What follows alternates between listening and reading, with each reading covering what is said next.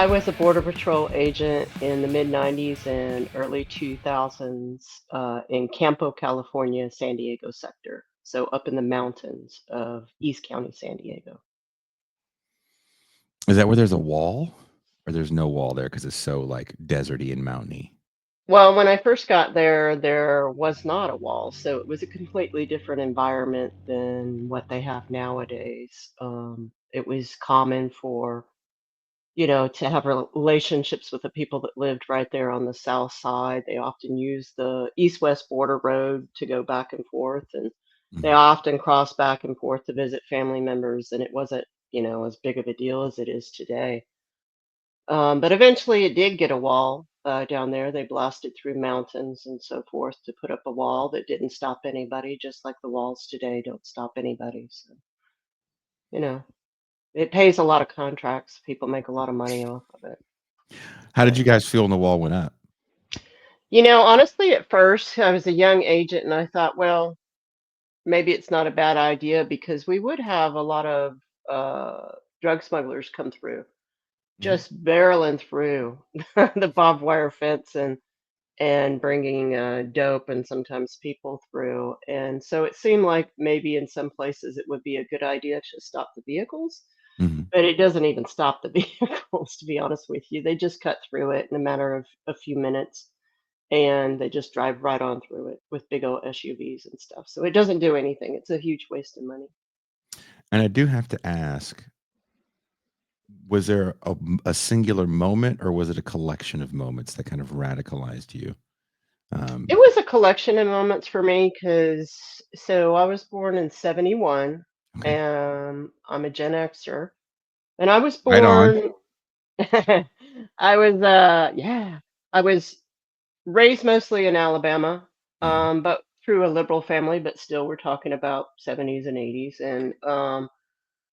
and I didn't know anything about the southern border. And even when I went to college, I have a criminal law degree, a Bachelor of Science, and graduated top of my class from Auburn University, and never even really knew much about the Border Patrol or what was going on over here. And what I knew of it was what they told me. Oh, it's like the FBI, but it's on the border, people bringing in drugs and this and that. And it was like, okay. And they would say there's legal means with which people can enter, they just choose not to do it.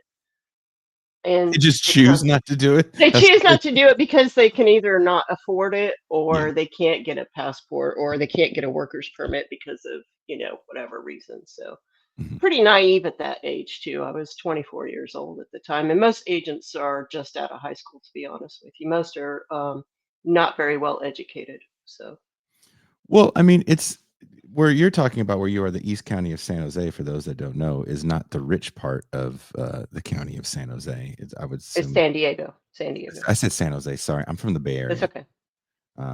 and there's only one good place to be, and that's the Bay Area. There you go. Well, San Diego knows it's conservative. It's, Yeah, it is slightly it's conservative. Yeah, but but especially in East County, oh yes. God, yeah, yeah, hmm it's a little clanny. hmm She laughed, and she's from Alabama. I just want you guys to think Yeah. about that for a second. I'm not making this up. But that being said, I mean, there's a certain class of people that are gonna take this job because it's a job that pays better than anything else you're gonna get around town because there's not a lot of industry in the area, right? There's the service industry, so this job is going to pay way more than the service industry. It's got great hours because it's 24 hours a day. You get benefits. Um, hmm when I cross the border, I cross the San Ysidro 99.9% of the times. hmm If I have to go up, and most of the people that I see that work there are either Latino hmm or there's a handful of black people. I think they stop allowing black people at like Orange County. Like you get 7 through if there's a different border wall there. They keep a specific tight control on the amount of women, the amount of Latinos they allowed to enter, and the amount of Black people they allowed to enter. So, I believe that. and they are not even represented remotely to what their percentages are in management. So yeah. So No. There is a lot more. Look, there's a lot more women that work at the San Ysidro border. in CBP, most certainly. In Border Patrol, not so much. Yeah. Um, so I can understand the job, but in touring, and then I worked in the Gulf of Mexico for a while, and I took a Mhm. Greyhound bus there because I hate flying. Mhm. Um, so there's these border stops that you have, Checkpoints. and taking the bus there, and Mhm. I've seen some people get snatched up off the bus before, Yep. not having their paperwork. Which again, coming from the Bay Area, is a weird thing to see someone traveling with paperwork. Uh, Mhm. but every time I saw someone get taken off a bus, it was by someone that looked like them. I know. Like 50 to 53% of the Border Patrol is Latino. And that's done on purpose. It's specifically done on purpose so that we can claim that we're not racist when we do the things that we do to predominantly Latino migrants coming across. And what do you mean by some of the things? If you feel comfortable talking about it. Well, I mean, it starts with, the indoctrination in the academies, basically, that, there's a legal way to do it and they just choose not to do it.